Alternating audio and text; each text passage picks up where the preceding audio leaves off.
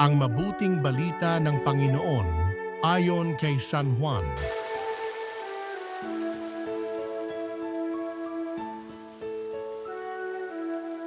Noong panahong iyon, sinabi ni Jesus, "Tandaan ninyo ito, ang pumasok sa kulungan ng mga tupa nang hindi sa pinto nagdaraan, kundi umaakyat sa di dapat pagdaanan ay magnanakaw at tulisan. Ngunit ang nagdaraan sa pintuan ay siyang pastol ng mga tupa. Pinapapasok siya ng bantay pinto at pinakikinggan ng mga tupa ang kanyang tinig.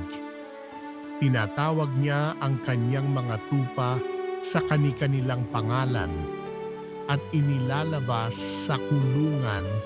Kapag nailabas na, siya'y nangunguna sa kanila at sumusunod naman ang mga tupa sapagkat nakikilala nila ang kanyang tinig. Hindi sila sumusunod sa iba, bagkus pa nga'y patakbong lumalayo sapagkat hindi nila nakikilala ang kanyang tinig." Sinabi ni Jesus ang talinghagang ito, ngunit hindi nila naunawaan ang ibig niyang sabihin.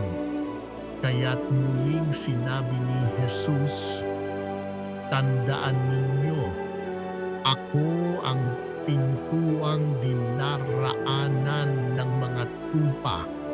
Ang mga nauna sa akin ay mga magnanakaw at mga tulisan, ngunit hindi sila pinakinggan ng mga tupa. Ako ang pintuan. Ang sinumang pumapasok sa pamamagitan ko'y maliligtas.